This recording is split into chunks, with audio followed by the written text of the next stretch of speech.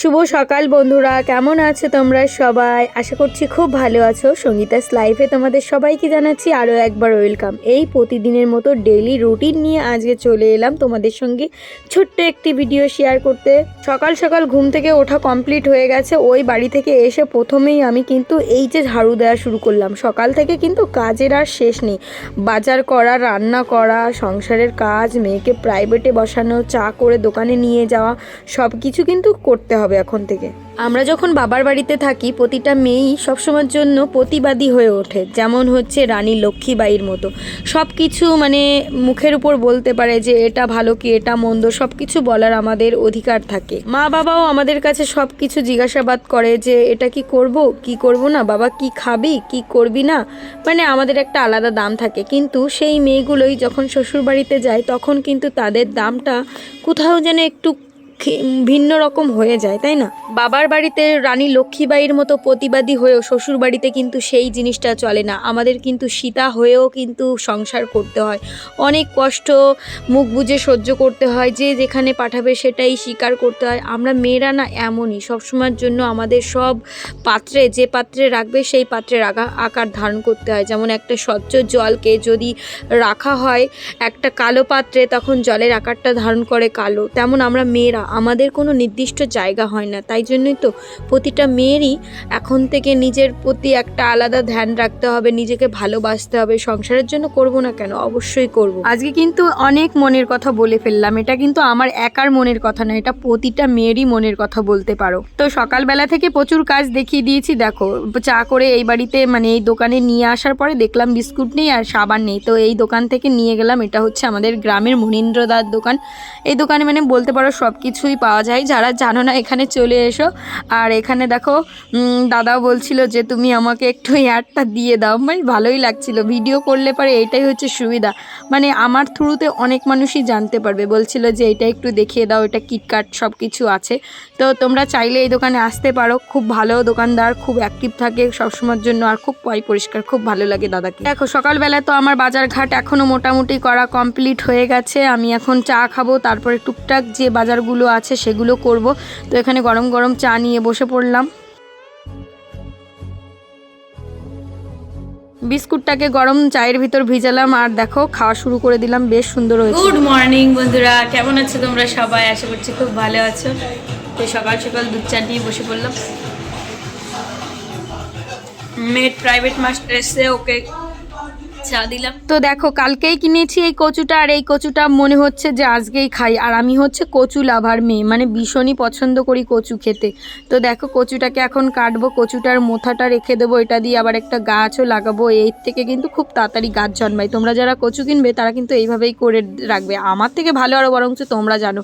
তো দেখো আমি কিন্তু ওইটুকু কেটেছি, আর একটু কাটা দরকার ছিল। কচুটা কি বলবো, এতটা ভালো, রান্না করলেই তোমরা বুঝতে পারবে। তো কালকেই তুলে এনেছে, আজকেই খাবো। কচু কিন্তু এইভাবে সাধারণত কেউ খায় না, একদিন রেখে কিংবা 4-5 দিন রেখে রোদ্রে তারপরেই খেতে হয়, নাহলে গলা ধরার ভয় আছে। তো দেখো 2 টুকরো কাটলাম, এতটা তো লাগবে না। তারপরে কিন্তু আমি কচুটাকে এখন সিদ্ধ করব। আর এই কচুটার নাম হচ্ছে মান কচু। তোমরা কে কে পছন্দ করো অবশ্যই কিন্তু কমেন্ট করে জানাবে। বাড়ির সামনে থেকে একটা দাদু যাচ্ছিল, দাদুটা মাত্র 30 টাকা নিয়েছে। আমি দাদুর কাছে পরে জিজ্ঞাসা করলাম যে দাদু এই কচুটা কি ভালো হবে? বলল যে হ্যাঁ, আমি জানি না, যার যেমন গলা, খেয়ে দেখো কেমন হয়।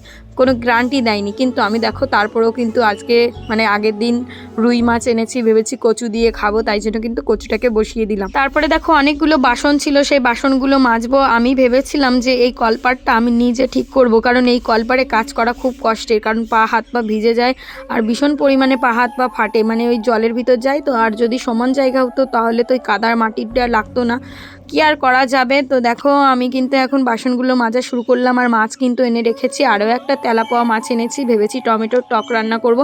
তো সকালবেলা থেকে ব্যস্ততাই কাজ করি, কারণ সকালবেলা ঘুম থেকে উঠে সব কিছু করে টোরে মেয়েকে প্রাইভেটে বসিয়ে দিয়ে চাটা করে দিয়ে তারপরে কিন্তু এই যে বাসন মাজা থেকে শুরু করে ঘর দুয়ার ঝাড় দেওয়া, রান্নাবান্না করা, 10টার ভিতর মেয়েকে রেডি করে স্কুলে পাঠানো, খাইয়ে দাইয়ে সব কিছু করতে তো একটু টাইম তো লাগবে।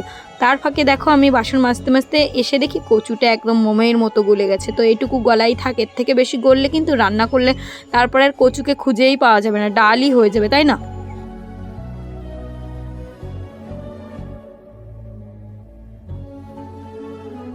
আমার বাসনগুলো কিন্তু সব মাজা কমপ্লিট, এখন এক এক করে ধুয়ে নিচ্ছি। তো বেশি একটা বাসন মানে রাত্রেবেলাটা জমিয়ে রেখেছিলাম, তো তাই অনেকটা হয়েছে। আর আগের দিন দুপুরবেলাও খেয়েছিলাম। কি বলো তো, শীতকালে খাওয়া দাওয়ার পরে আমার আর বাসন মাজতে ইচ্ছা করে না, এতটা কুড়েমি লাগে, তারপরে আর মনে হয় না যে কি করি।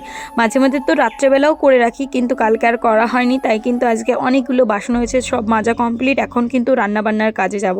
কচুটা সিদ্ধ হয়ে গেছে, অনেকটা কাজ এগিয়ে গেছে, শুধু মাছটা ধুয়ে এখন কড়াইটা চাপিয়েই মাছটা ভাজতে শুরু করে দিলেই রান্নাবান্না কিন্তু কমপ্লিট হয়ে যাবে। আজকে ভেবেছিলাম তোমাদের সঙ্গে কচুর তরকারিটা শেয়ার করব, কিন্তু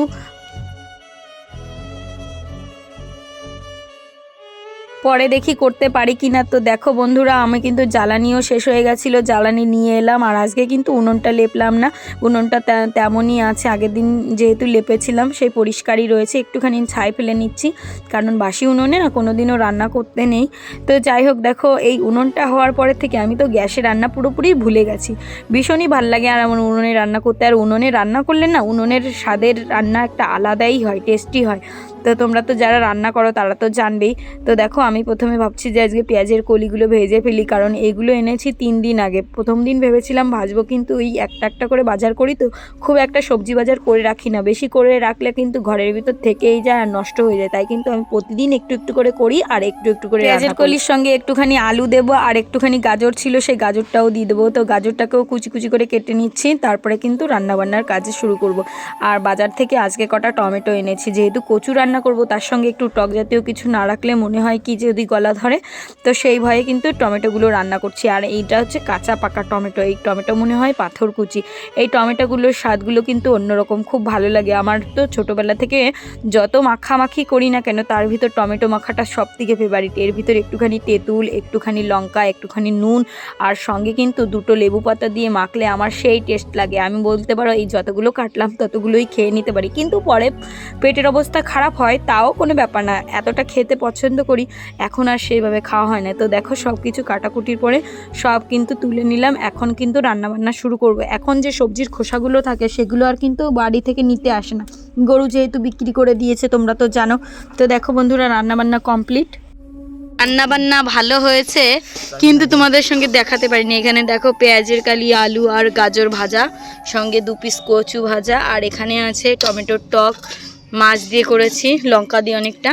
আর এই দেখো স্পেশাল কচুর তরকারি, কচুটা পুরো মোম। আমার মেয়েকে মানে গোটা গোটা কচু দিয়ে খাইয়ে দিয়েছি। তো চলো কি করে রান্না করেছি সেটা পরে বলবো, এখন খাওয়া শুরু করি। সব কিছু গুছিয়ে নিয়ে বসে পড়লাম, সিঞ্জিনিকে তো স্কুলে পাঠিয়ে দিয়েছি। আমি ভাবলাম যে তাড়াতাড়ি করে মেয়েকে খাইয়ে দিই, তারপরে আমরা দুজন স্কুলে দিয়ে আসার পরে খাবো। তো কচু রান্না করলে আমার সবসময়ের জন্য মনে হয় একটু রসিয়ে কষিয়ে খাওয়ার, তাই জন্য কিন্তু মেয়েকে আগে আগে খাইয়ে স্কুলে পাঠিয়ে দিয়েছি। এখন দুজনে বসলাম, আর 2 পিস কচুও তুলে রেখেছিলাম, ওটাকে ভাজি করেছি, ভেবেছি লঙ্কা দিয়ে খাবো। তো সিঞ্জিনির বাবা কিন্তু সকালবেলা বেশি ভাত খেতে পছন্দ করে না, কিন্তু ওই যে একটু দেরি করে খেলে তাও খেতে পারে। তারপরে কিন্তু দুজনে গল্প করতে করতে এই কচু দিয়ে ভাত দিয়ে আর লঙ্কা দিয়ে মেখে খাচ্ছি, মনে হচ্ছে অমৃত খাচ্ছি, এত টেস্ট লাগে কি বলবো। আমার কাছে সব দিন কচুর তরকারি খুব ফেভারিট। কচুটা কেমন গলেছে দেখো তো সিঞ্জিনি বা, এই দেখো পুরো মোম। আমিও নিয়ে নিলাম, এই যে তোমাদের দেখিয়ে দিই, মানে এর ভিতর কোনো একটা দানাও নেই। তোমরা $100 দেবে না? আমি খালি বুঝতেছি না হিসাবটা। হুম হ্যাঁ, হুম $300 দেবে। তারপরে দেখো, আমি কিন্তু এখান থেকে অনেকটা কচুর তরকারি রান্না করেছি যেহেতু, তাই চৈতালিকে কিছু দিতে যাচ্ছি। ওকে বলবো যে কেমন হয় খেতে একটু বলো। তো এর ভিতরে একটা তেলাপোয়া মাছও দিয়েছি, দেখো কতটা রান্না করেছিলাম, মানে কত খেয়েছি, একটা কচুও ফেলা যায়নি। আর চৈতালিকে এখন দিতে যাচ্ছি। তো এই যে টমেটোর টকটা ধরাই রয়েছে, আর এই যে পেঁয়াজের কালি আলু, এটা আর মনে হয় খাওয়া হবে না, এটা রাত্রেবেলা রুটির সঙ্গেই খেয়ে নেবো, না হলে কত খাবো বলো। দুজনা মানুষের খাওয়া দাওয়া তো ওই একটুখানি পাখির মতো অল্প অল্প করে খাই, তাই কত খাওয়া যায়। তারপরে কিন্তু যাচ্ছি এখন চৈতালিদের বাড়ি দিতে, দেখি চৈতালি কি করে, ওকে দিলে পারে। ও তো রান্না করেছে সকালবেলা, তো ওকে চলো দিয়ে আসি, আর ওকে বলবো খেয়ে নিও, আর আমাকে কিন্তু রিভিউটা দিও। তাই